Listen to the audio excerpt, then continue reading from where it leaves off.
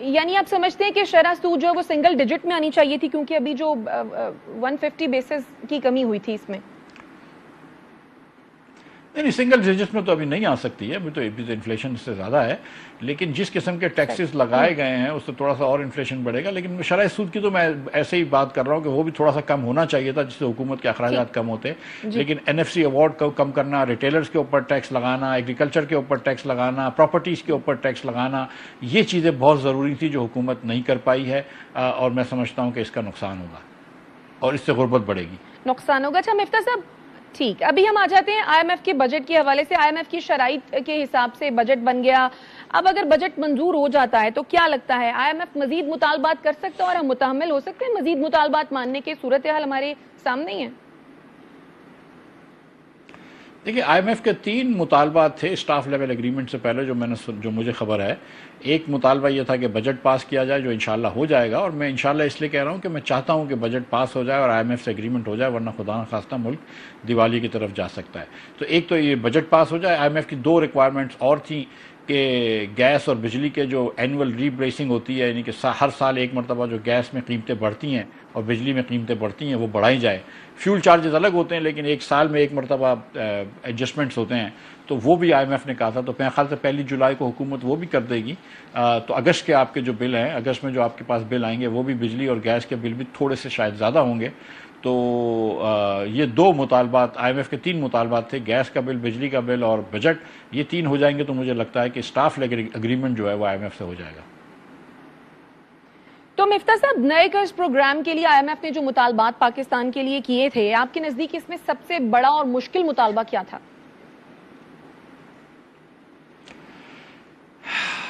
دیکھیں، 3 IMF کے جو بجٹ کے اندر جو مطالبہ تھا وہ بیسیکلی پرائمری سرپلس کا ہوتا ہے کہ 1% آف GDP ہے، 1200 ارب روپے کا پرائمری سرپلس ہونا چاہیے کہ آپ اگر سود کو چھوڑ دیں تو اس کے علاوہ آپ کے اخراجات پورے ہونے چاہیے. اس پہ IMF یہ نہیں کہہ رہا تھا کہ آپ جو ہے وہ 1400 یا 1700 ارب روپے PSDB پہ رکھ دیں، یا آپ 24% گورنمنٹ کا جاری اخراجات بڑھا دیں، یا NFC کے اندر زیادہ اتنے پیسے دے دیں. یہ حکومت کی اپنی ترجیحات تھی، اور جب آپ نے اتنے پیسے ادھر خرچ کر دیے تو پھر آپ کو ٹیکس لگانے پڑے. تو یہ IMF کو آپ اس پہ بلیم نہیں کر سکتے. IMF تو صرف اتنا کہہ رہا تھا کہ اپنی چادر دیکھ کے اپنے پیر پھیلاؤ، اور جب تمہارے پاس اگر وسائل نہیں ہیں تو اخراجات کم کرو، اور اگر اخراجات اتنے کرنے تو وسائل بڑھاؤ. تو ہماری حکومت نے اخراجات کم نہیں کیے، اخراجات تو بڑھا دیے، لیکن وسائل بڑھانے کے لیے پھر آپ نے دیکھ لیا کہ نوکری پیشہ اور مڈل کلاس لوگوں کے اوپر ٹیکس لگا دیے. دوسرا IMF کی جو ریکوائرمنٹ تھی کہ بجلی اور گیس میں قیمتیں بڑھاؤ، یہ ریفارم بالکل نہیں ہے. بجلی اور گیس کی قیمتیں بڑھانا ریفارم نہیں ہے. بجلی اور گیس کی جو لاگت ہوتی ہے اس کو کم کرنا ہے، اور اس لاگت کو کم کرنے کے لیے آپ کو نجکاری کرنی ہوگی. لیکن حکومت نے اب تک تو اس کی طرف بجلی اور گیس کی کمپنیوں کی نجکاری کی طرف کوئی قدم نہیں اٹھایا. اللہ کرے کہ اس سال میں اٹھائے کوئی. دیکھیں کیا ہوتا ہے. صحیح. اچھا، تو آپ سمجھتے ہیں کیونکہ حکومت کو خاصی مشکلات کا سامنا کرنا پڑا ہے، MQM بھی راضی نہیں ہے، پاکستان پیپلز پارٹی کو بھی اس حوالے سے بہت تحفظات ہیں، آپ سمجھتے ہیں کہ حکومت عوام کو بھی اور اپنے تمام جو حکومتی اتحادی ہیں ان سب کو منا پائے گی اس بجٹ کی منظوری پر؟ جی، میرے خیال سے آخر میں سب مان جائیں گے. دیکھیں، جو معذرت کے ساتھ جو یہ حکومتی اتحادی پارٹیاں ہیں، یہ میرے اور آپ کے لیے نہیں لڑ لیں گے. یہ نہیں کہہ رہی کہ آپ مڈل کلاس کا ٹیکس کم کریں، یا سیلری والوں کا ٹیکس کم کریں، یا بچوں کے دودھ پہ ٹیکس کم کریں. یہ تو بات ہو رہی ہے کہ بھائی PSDP میں ہمارا اتنا حصہ کیا ہوگا کہ جب تم 1400 ارب روپے خرچ کر رہے ہو تو اس میں سے ہم کو بھی کچھ دے دو، 30-40% ہم کو بھی دو، ہمارا بھی حصہ دو. یہ تو حکومت جو ہے وہ تو اپنے وسائل کے اوپر لڑائی کر رہی ہے. یہ آپ کے لیے لڑائی نہیں ہو رہی ہے کہ ان کا ٹیکس کم کر دو. یہ تو لڑائی ہو رہی ہے کہ بھئی ہم کو بھی تو حصہ دو اس کے اندر. تو اور تھوڑی بہت اسمبلی کی تقریروں میں ضرور یہ بات ہوتی ہے، لیکن اصل میں بات تو یہ ہے کہ ہم کو کتنا وسائل ملیں گے اس میں سے. صحیح. تو مفتاح صاحب، وزیر اعظم شہباز شریف صاحب یہ کہہ رہے ہیں کہ یہ جو پیکیج ہے IMF کا، یہ آخری پیکیج ہوگا. ڈو یو تھنک کہ ایسا ہی ہے، ایسا ہی ہوگا؟ اللہ کرے ایسا ہو.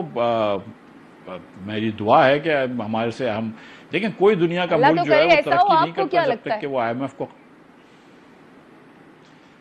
کہ کوئی دنیا کا ملک ترقی نہیں کرتا ہے جب تک کہ وہ IMF کو خیرباد نہیں کرتا ہے، لیکن جب تک ہم فنڈامنٹل ریفارمز نہیں کریں گے پاکستان میں، جو اصلاحات جس کی میں نے گزارش کی ہے، NFC ایوارڈ کی، نجکاری کی، ٹیکسیشن کے، ہارزونٹل ایکویٹی کی، جب تک یہ چیزیں نہیں کریں گے تو ہم بیمار ہی رہیں گے، اور ہماری معیشت بیمار رہے گی تو ہم کو IMF کے پاس جانا پڑے گا۔ تو اگر حکومت وہ اصلاحات کرتی ہے، اور اس سال میں وہ اصلاحات نہیں کی انہوں نے، تو جب تک وہ اصلاحات نہیں کرے گی، ہم IMF کی مجبوری ہم کو ہوگی۔ بالکل۔ اچھا مفتیٰ صاحب، آپ کی پارٹی کے حوالے سے بھی مجھے بات کرنی ہے، لیکن بجٹ کے حوالے سے ایک لاسٹ کوشچن یہ کہ IMF ہم دیکھ رہے ہیں کہ ہر بار سود کے اوپر مشتمل بجٹ بڑھانے پر اصرار کر رہا ہے، آپ کے خیال میں ایسا کیوں ہے؟ کس کے اوپر بجٹ بڑھانے پہ اصرار کر رہا ہے؟ سوری، آواز نہیں آیا۔ سود بجٹ، انٹرسٹ۔ نہیں، IMF تو نہیں کہہ رہا کہ جو سود آپ دیتی ہیں، اگر آپ اس کی بات کر رہی ہیں تو دیکھیں آپ نے قرض لیا ہوا ہے، اور آپ کو دیکھیں آپ نے قرض لیا ہوا ہے، حکومت پاکستان نے قرض لیا، اور زیادہ تر قرض تو ہمارا پاکستانیوں سے ہے۔ تو سود بڑھانے کی شرح سود پہ IMF انکمفرٹیبل ہوتا ہے، بولتا ہے بڑھاؤ، لیکن اس بار IMF کا مسئلہ نہیں تھا، اس بار تو آئی تھنک اسٹیٹ بینک کی غلطی تھی۔ اگر اسٹیٹ بینک جس نے 150 بیسس پوائنٹ کم کیا ہے، اگر وہ چاہتی تو 200 یا 250 بیسس پوائنٹ کم کر سکتی تھی، اور میں نہیں سمجھتا کہ ایون وزارت خزانہ یہ چاہتی تھی کہ اسٹیٹ بینک جو ہے وہ بھی چاہتی تھی کہ اسٹیٹ بینک زیادہ شرح سود کم کرے۔ اس میں میرے خیال سے اس بار IMF کا وہ نہیں تھا اس میں۔ صحیح۔